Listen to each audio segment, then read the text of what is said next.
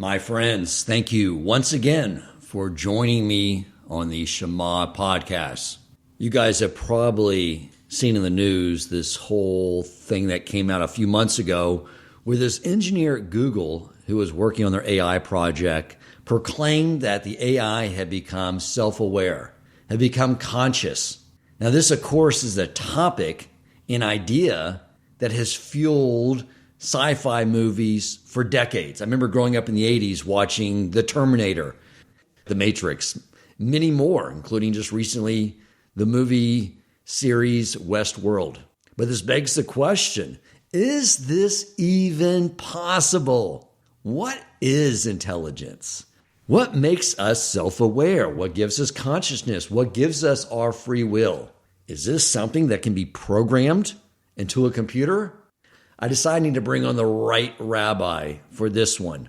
We needed our own Terminator, someone sent to us in this present time from the world of souls, designed through a lifetime of absorbing the technology of Torah and here to terminate falsehood from the world. That rabbi, my friends, is once again our dear friend Rabbi Bucsko, the average rabbi, to answer these questions for us. I'll be back. Welcome to the Shema Podcast, the podcast for the perplexed, where Torah insights intertwined through personal stories as well as interviews with leading Torah scholars demonstrate the empowering qualities of Torah and mitzvot. For more great Torah learning through Torch, the Torah Outreach Center of Houston, go to torchweb.org. Now to the show. Rabbi Bucsko, thank you for coming back on the show again. I appreciate it. Thank you, Dan. Glad to be back. All right. Well, this was a topic that I knew would be interesting and allow us to explore some very lofty concepts. I knew you were the rabbi to bring on and help us get a better understanding on intelligence, consciousness, what it means to be self-aware. So I'll let you just sort of take over, the question at hand. How would you address, first maybe starting off with what the Torah says are the components of our minds, what makes us think, what gives us consciousness, our memory.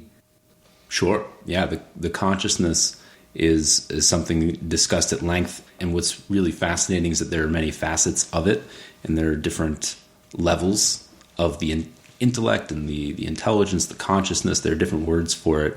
Like they say, the Inuit population has many words for snow because that's their culture. Jews have lots of words for intelligence. So okay, we'll discuss a little bit about that. Great. I should point out that in this subject, we're talking about the limitations of artificial intelligence.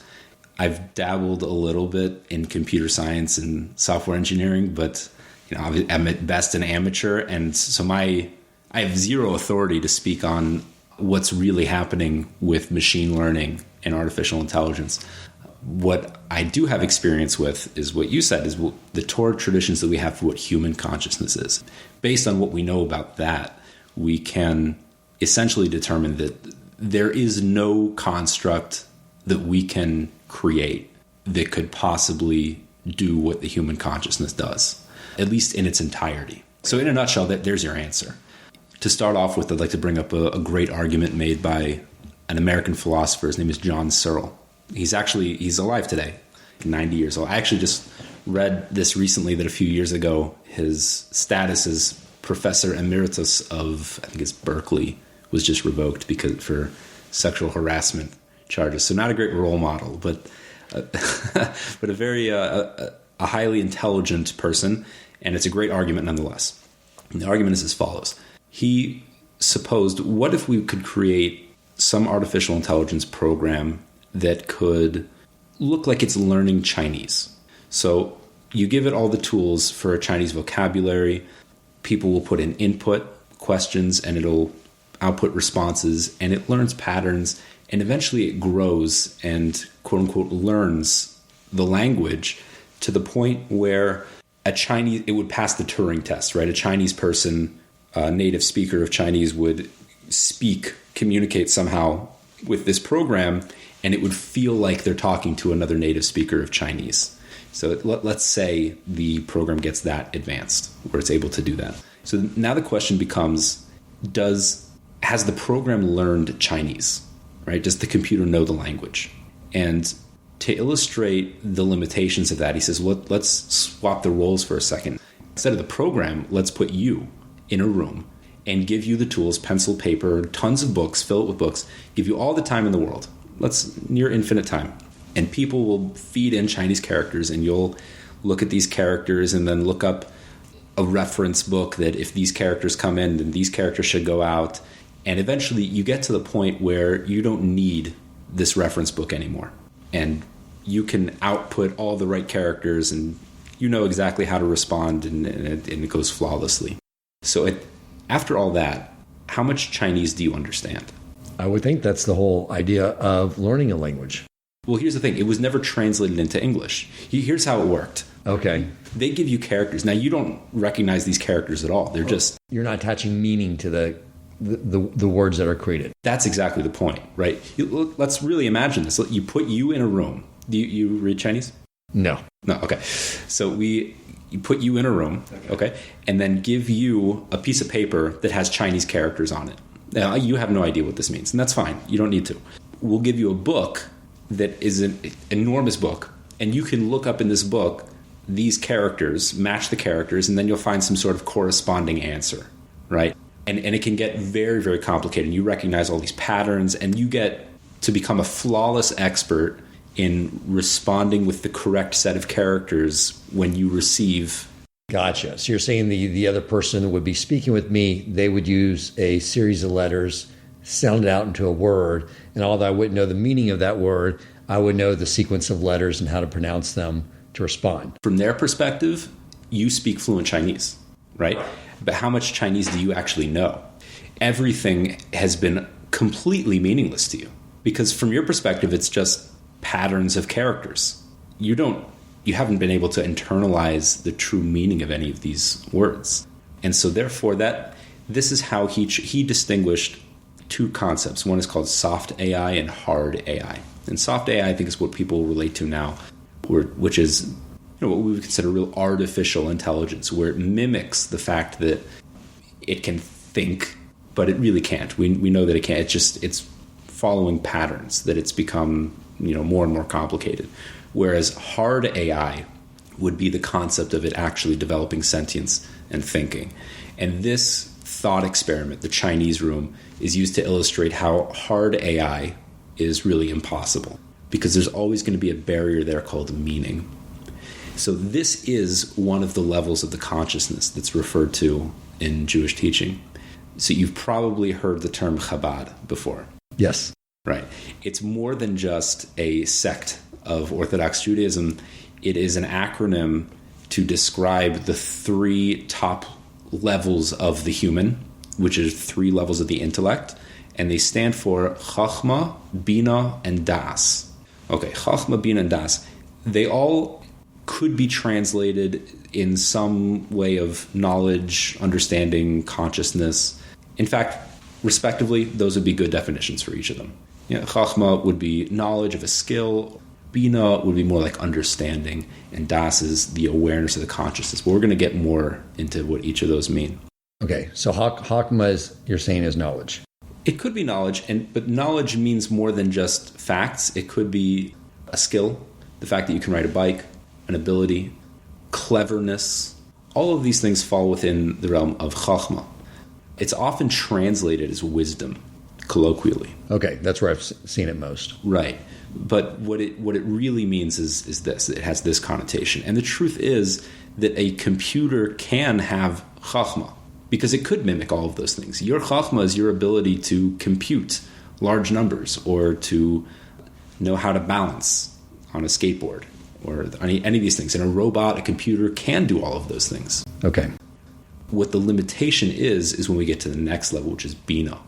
And we have a tradition that it's not just more intelligence, it's a completely new faculty of the mind, which does something different, which is comprehension.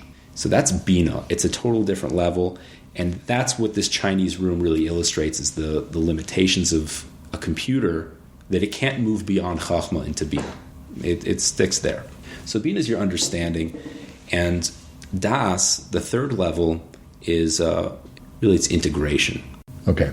Explain. Sure. There's a principle generally in the Torah where if you want to know what a word means in its core meaning, its most root meaning, you look the first time it's used in the Chumash, in the Torah, that will be its core root meaning. So do you know where the first time the word das, or at least some conjugation of it, is in the Torah? Can you guess? Bereshit, in the discussion of the tree of good and evil, I would assume. That is the word that's used there. It is the word das. However, it's not the first time it's used. There's an earlier use of this word. And it's when Adam and Eve were created, Adam and Chava, and after they were created, they had a relationship, and Adam knew Eve. Right? Adam yada es Chava. He knew her, and it was like people say in the biblical sense. But here's the thing. The Torah, it's true the Torah uses clean language, but there's no such thing as a euphemism completely. If the Torah uses a word, it means it. It's true 100%. Right. So when the Torah says that Adam knew her, it means it's that word of knowledge on the truest level possible. And what it really means is integration. That Adam and Eve joined their identities on a fundamental level. They became integrated. On a physical level, it's that act of intimacy that we're familiar with. But it was much deeper than that, that on a spiritual level, on a root level of identity, they merged together and integrated as one. Okay, so that's really what this word das means, is integration. So what does that really mean for things that you know? I mean, what is that practically in terms of your consciousness? Things that you know, let's talk chachma. Let's start back in the beginning. We can build up. Okay. Let's say we've talked about China before. You know that Beijing is the capital of China, right? It's a fact that you know. Yes. It's possible for you to not know that fact. Sure. Right? You happen to know it, but it's not essential to your identity. It's just something that you happen to know. If that piece of information would be deleted from your knowledge, you wouldn't really fundamentally change as a person. Correct. Something that you know with your das is you. It makes up your consciousness. It makes up your thinking identity. Okay. Let's take it even further. Let's back up again. Chachma. What's something that you can know with Chachma?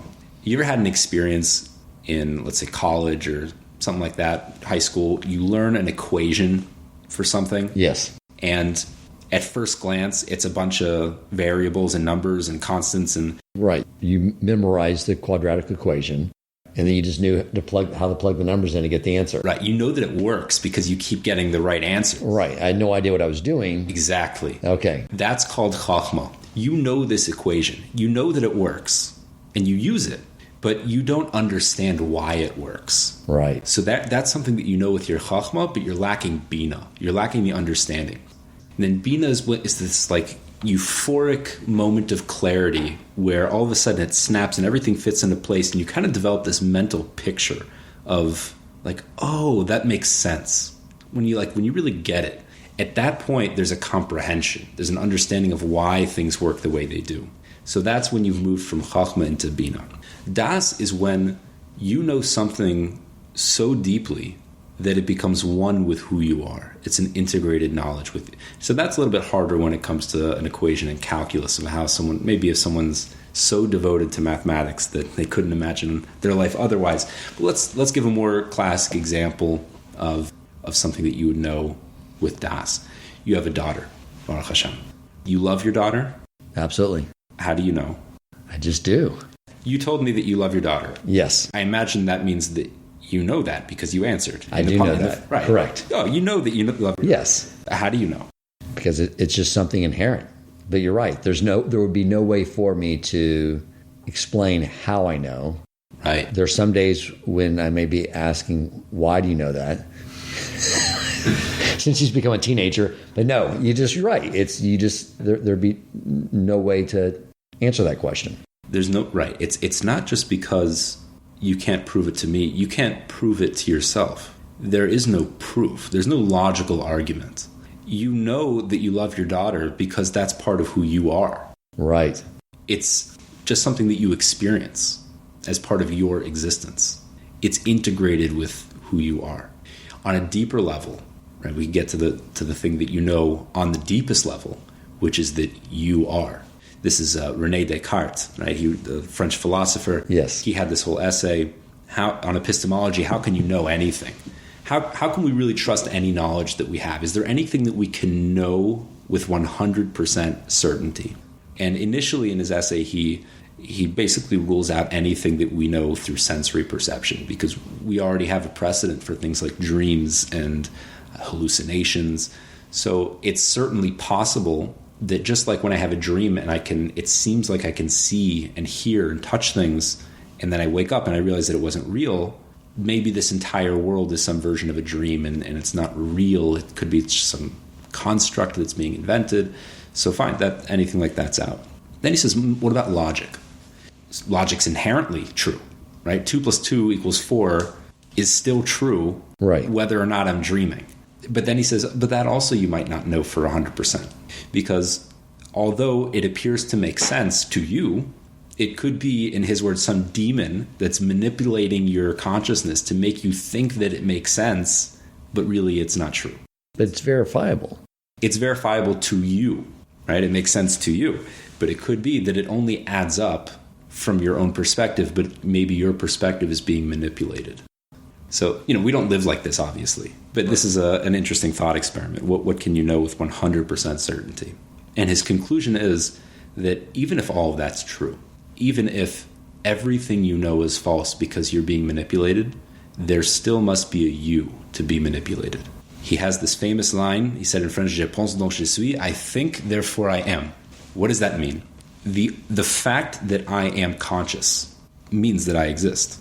But that's not a logical proof, because really you could boil that down to, I know I exist because I know I exist. And this is essentially what he was getting to, is that the only thing that you can know on the truest level is things that you have with your das. It's integrated with who you are. I know I'm me because my knowledge of myself is one with who I am. Does that make sense? Yes. So das can go beyond that. Das can include other things that we experience on the level of the identity, like people that we love and the character that we exhibit, and ideally Torah. There's a phrase that's used, das Torah, that we seek advice from scholars that have das Torah. And what that really means is not someone that has studied a lot of Talmud so they have lots of information, they can connect a lot of dots, but it's someone that has integrated Torah wisdom with who they are, and so that their inherent consciousness has been fused with the essence of truth itself. And that person, you can ask their opinion on something, and you're a lot more guaranteed to get something accurate, right, and advisable than someone otherwise. Okay, because their opinion actually is an extension of the Torah that they've integrated within them. So these are the 3 levels. We have Chachma, Bina, and Das. Would you like to look at them from another perspective? Sure. There are certain senses that the human being has, and 2 of them are primary in terms of our ability to process the world. That's vision and hearing. Vision and hearing each respectively parallel these first 2 levels, Chachma and Bina. So Chachma relates to vision, and Bina, understanding, relates to hearing. And what's really fascinating is that you can really see it. No pun intended. You can really see it. I'll give you an example. Okay. Chachma is knowledge that you have directly. There's no piecing anything together. If you learn a piece of information, it's just there. It's now part of your skill set. It's something that you know. I can teach you that Beijing is the capital of China, and now you just know it. You're able to capture everything at once, in totality. Exactly. Whereas hearing, what hearing is you can't capture anything at once. While I'm speaking, as I'm speaking, at any one given moment, you're only hearing some unintelligible sound. It's only after I finish the word that you put the pieces together and retroactively build up some sort of comprehension, right? Key word there, meaning to the words that I've been putting together over time. So, in another sense, Chachma, or vision, has to do with generalities, totalities, and Bina and hearing has to do with details on a very specific level. So, for example, you and I are sitting in this room now, but the listeners at home or in your car, you don't see this room. You have no idea what's going on here. So for us, you and me, Dan, all we have to do is open our eyes. And we got the whole picture. We see everything in the room. If you want to know the truth of this room, if you're here, you got it right away, instantaneously. But what if you, listening to this podcast, want to know what's in the room? What's the truth of this room? How do you get knowledge of this room? So what we could do, if we wanted to extend this podcast out, we could give every detail of every single thing that's in this room, describe every piece of furniture, the color of everything, all the dimensions. It might take practically forever, but we could describe literally every single detail of the physical makeup of this room. And it would probably be the lowest retention ratio of listenership ever. But it would prove a point. After all of that, you would then, someone listening to that wouldn't be able to see it, has never seen it, but would have all of the tools necessary to know what's in the room. Now, how does that person truly grasp and gain a knowledge that's equivalent to someone that was sitting here? That's through the faculty of das. That's through integration. So integration works on multiple levels. Up until now, we've been talking about the integration of das in terms of integrating knowledge with one's own identity. But integration also means integrating chachma and bina itself. Let's explain what that means. Okay. When I describe this room and you hear all of the details, what you'll probably naturally do is try to develop a mental picture. Correct. Right. And so what you're trying to do is recreate chachma through the bina, fusing them together essentially. So the bina is the understanding, the details, getting all of those little specific details. And then you collect it all together and you have it. You have the whole picture here. You can understand everything that's in there. But if you want to see the room, quote unquote, you'll have to build a picture in your mind based on your understanding, based on that bina. And from there, you can replicate chachma. So check this out. This is cool. The Talmud says, well, who do you think is greater, a prophet or a scholar? The answer is a scholar. Their answer is a scholar. You knew the answer already. I did. You're cheating. It was Hakma. It wasn't Das. Very good. Teach me the Das. The Talmud says, Chacham adif minavi. A scholar is preferable to a prophet. Why? So what's interesting is that a prophet, the word for prophet in Hebrew that we use most often is navi. However, there's another word that's used for prophet in ancient Hebrew. It's used sometimes in Tanakh and in Aramaic, which is a chozeh, chazi, which means a seer. And that's very intentional, that word, vision. It's on the level of chachma. What the concept of a prophet is that they've elevated themselves to a point where they directly experience some element of truth which would otherwise be concealed from within this world. Okay, and it's always visions, as you said. Right. They have some sort of quote-unquote vision. Now, they're not actually literally seeing anything with light, right? But what they are is they're directly perceiving something, which is what we call vision. The way they describe it sounds like a picture, sounds like something that you could see. But when they're describing angels, part of the basic philosophy of Judaism is that angels are not physical entities at all. They have no body. So you can't see an angel. It's impossible. There's no physicality to them. And yet we have Ezekiel describing what these angels, quote unquote, look like. But that's all an analogy. It has to be an analogy because what's really happening, what he's describing is the perception of what they are, but it's not true physical vision. But this is what a prophet's doing. He's directly perceiving a reality which would be otherwise concealed. It's like if most people in a city would be blind and they've never seen the difference between red or blue or have any concept of what a color is. And then someone with eyes is trying to describe the difference between red and blue to these people. He has a level of perception that's just concealed, that's beyond what other people are capable of perceiving. It is impossible. Now, that's what a prophet does. They're elevated to that point. A scholar does not have a direct perception of these things. A scholar takes information that's been given to us. Information is not a great word. It takes Torah, right? It takes what we've been given through the Torah, the wisdom of the Torah, and through breaking it down with tremendous rigor and analyzing all of the details, which is what Talmud is all about. It's little nitty-gritty details, which seems petty, but this is what it's for. You break down all of these details and you put it all together in your mind, and you develop a quote-unquote mental image of truth. And theoretically, a person that has enough das Torah, where they've integrated all of the bina, the understanding of Torah, specifically the oral Torah, and then the deeper secrets of it, they can, using their das Torah, somewhat recreate what a prophet would experience. Now, why would that be better than a prophet? Let's give an example. Let's say what's a city you always wanted to visit? Always wanted to go to Tokyo. Sure. Okay. So let's say you go to Tokyo and you get in a cab. And when you get there, you have a smartphone, obviously. You're a modern man. And so you pull out your smartphone, you have Google Maps or Waze, whatever you use, and you pull up wherever you're at from your hotel, and you see on the map, let's say the bar that you want to go to meet your client. Okay. Yeah. So you're sitting in the back of this cab, you pull this up, and you see with 100% clarity what the streets look like, exactly how to get there, the whole layout of the city. It's all right there in front of you, instantaneously. This cab driver, he's got to be like 150 years old, okay? He's been driving these streets longer than you've been alive. He knows them better than the back of his hand. Now, who would you say knows the streets of Tokyo better, you or him? Of course, him. But you're looking at it. You can see it right there. But it doesn't matter.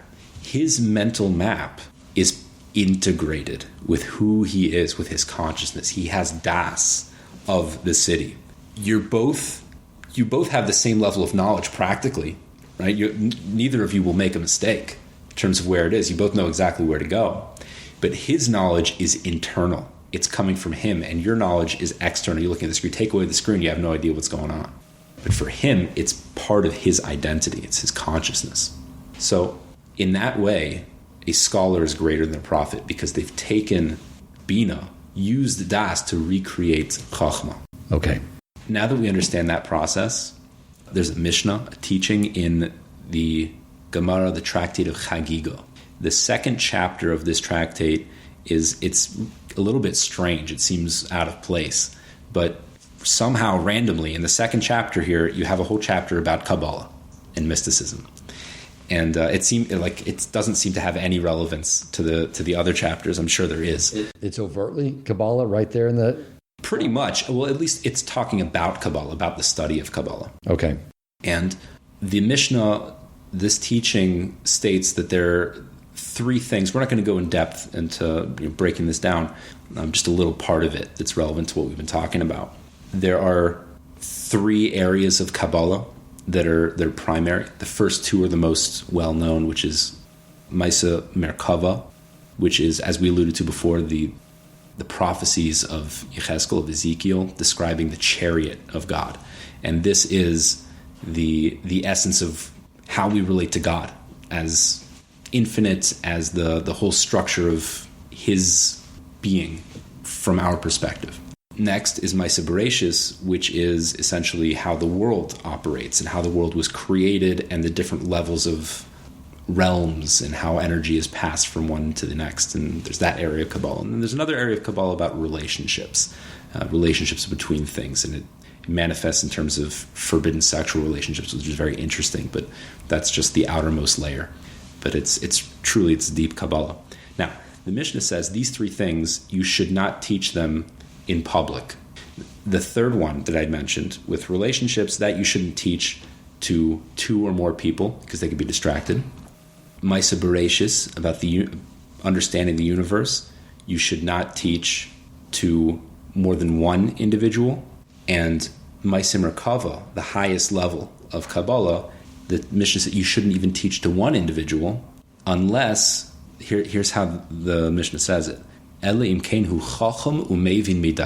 if we translate that means unless he's a wise person and understands from his own knowledge. Which, if you take it at first glance, it sounds like he's got to be able to piece things together himself, and you can't overtly reveal anything. You kind of hint around it, and he'll put it together on his own. Gotcha. But look at the words that the Mishnah is using. Ela im kain chacham, he must be a chacham, that's chachma, who mevin and understands, mevin comes from the word bina, midaito, from his das. He is a chacham who has understood through his das, right? So he's used his bina, he's used his das to convert his bina into chachma. This is everything we've been talking about. Right, exactly. So that's the formula right there in the Talmud telling you how to achieve this highest levels of understanding of reality. So you're saying that basically what to break it down is that the highest level of intelligence is not seeing something and then breaking down and learning the details and integrating it, but it's going in the reverse course. You know something more by getting all the details and then putting it together into a vision that equates with Hakma. Right. And so this is all illustrating the limitations of anything that doesn't have human consciousness, because it all really begins with understanding, with comprehension. That's when anything becomes relevant. When you use that and then integrate that information and use that to build a picture, but the whole process only starts with comprehension and understanding. And we see that that's not possible for any kind of machine or anything that we could create. Right. So you're basically saying that the whole idea of artificial intelligence, once you break down what is intelligence, this idea of knowledge and comprehension, integration, Hakma being a das, is that a machine can only be programmed to recall Hakma. Essentially, yes. And to develop skill. So it can emulate something that might look like something that has acquired das, but it can't truly have acquired that. It integrated any sort of knowledge into its being. It's just a program. Okay, so this engineer at Google who claims this software became self-aware, and he would describe these conversations he was having with this machine. The machine was really just responding based off how it knows how to respond to the questions it was being asked. Just like you speak Chinese. Exactly. So we don't have to worry about AI taking over the planet. I didn't say that. No, it can definitely become very, very complex, I imagine. Again, this is now we're getting into territory that I have no authority to speak on. But none of what I said would preclude artificial intelligence from becoming very advanced. All of what I've been saying is that it can't truly be the same as human intelligence in terms of consciousness and understanding. Yeah, and you know what? The fact that this is even a question is so sad. The fact that it's really a sign of our generation that we've become so diluted in our spirituality that we think of ourselves as robots. The fact that people could think that a robot could develop human consciousness, there's a good saying, I think it was maybe Rabbi Shimshon Raphael Hirsch. It was a German rabbi who said, when people start treating animals like people, they'll end up treating people like animals. We think that, I drove by a veterinarian's clinic that said pets are people too, and it made me sick. We think that we're doing something benevolent by elevating animals to the level of human. Nazis loved their animals. They took very good care of them. Yes. They kissed their dogs. And when we elevate animals to the level of humans, that's only possible if you first imagine a human as being on the level of an animal, because otherwise they're incomparable. And so the same thing is happening here. To even consider that a robot, a machine, could be the same as a human is such a tragic misunderstanding of what a human is.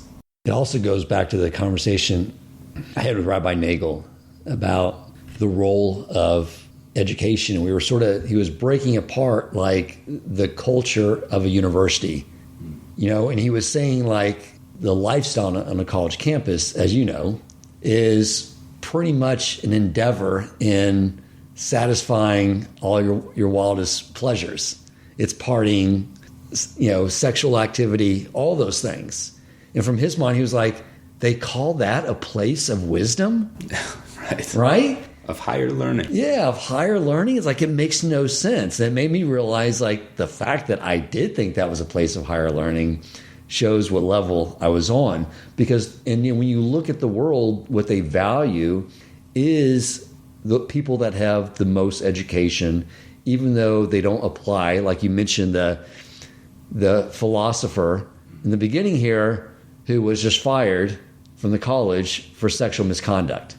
There's no integration of that. It's more just having a bunch of information in their memory bank that they can use to impress people or whatever it may be. Right. That's basically what you're saying here. I may have brought this up earlier on a podcast that there was a professor, I believe, of Harvard. He was a professor of ethics, and he was caught having an affair, cheating on his wife with one of his students who was underage, so statutory rape. So he was getting carted off to jail, and a reporter asked him the obvious contradiction here. He said, wait a second, you're a professor of ethics at Harvard and you're doing this. How does that add up? And he was just bewildered at the question. He said, if I would be a professor of mathematics, no one would have accused me of not being a triangle. So what does one have to do with the other? This is my area of study and this is my personal life. Right. But it's not just that. It's not just that divorcing of ethics and and the study of it in our personal lives. It's that the irony of us believing that we are so much more advanced in our generation because of our advancements in technology and our knowledge of science, of how the world operates, and that we think that now we're much more enlightened culture. But the truth is that there's been a trade-off. It is true. We do have a much more advanced knowledge of physical science. But what's happened is does anyone really think that over the last 5,000 years, humans have evolved in terms of intelligence? That's absurd. I mean, even if you subscribe to evolution theory, you know that doesn't happen over the course of 5,000 years. Human beings are at least just as intelligent in quote-unquote ancient times as they are now. Right. And so what's happened is that there's been a shift in terms of the intellect of where is our intellect and where are we putting our knowledge and our consciousness. And whereas in ancient times it was focused on beyond the physical and understanding of spiritual nature, things that are deeper, things that are of higher learning. In fact, even within the last few hundred years, the first college was Harvard, I believe, the first university. There were two options for majoring in Harvard. You could either major in philosophy and minor in divinity, or you could major in divinity and minor in philosophy. That's what higher learning was. Right now we have all these trade schools and it's all become university and you can study dance and all kinds of things. But that's what higher learning is thinking about things that are deeper. And that's been replaced with analyzing the most superficial layer of reality, which is the physical world. And so that's the irony, that we think that we're so much more advanced, but really we've become so superficial, even with our intelligence. And the Chachma that we do possess is only there as long as we have access to our smartphone, because our Chachma has been exported into a machine anyway, so we don't even have to develop that much. That's right. Yeah, like looking at that map. Yeah, exactly. I appreciate that, Rabbi. I think this was a worthy discussion. I know this is sort of a sexy topic in the news right now. Is this possible? We've all grown up with these movies and the shows, and it's caught our fascination. But you're right, it really shows who we are as individuals, what really defines us. Sort of, I think, also creates some inspiration on where we need to focus our learning, what it really means to integrate what we know and transform ourselves, which is what we discuss regularly on this podcast, the transformative effect of Torah. And it should never be looked at as simply some type of academic exercise. Right. How are we developing our consciousness on that? Just like when you work out and you eat healthy, it changes your body. The way you think and the things that you use your mind for changes the nature of your mind. So developing a deeper level of consciousness is a goal here. We're developing God consciousness. Beautiful. Thank you, Rabbi. I appreciate you coming on once again. Pleasure. If you enjoyed this episode, please consider supporting Torch so they can continue to spread Torah wisdom to the world by making a donation at torchweb.org and clicking donate in the top right corner of the page. And if you would like to get in contact with our host with comments, suggestions for future topics of learning, or questions for him or his guest rabbis, you may email him at president@torchweb.org.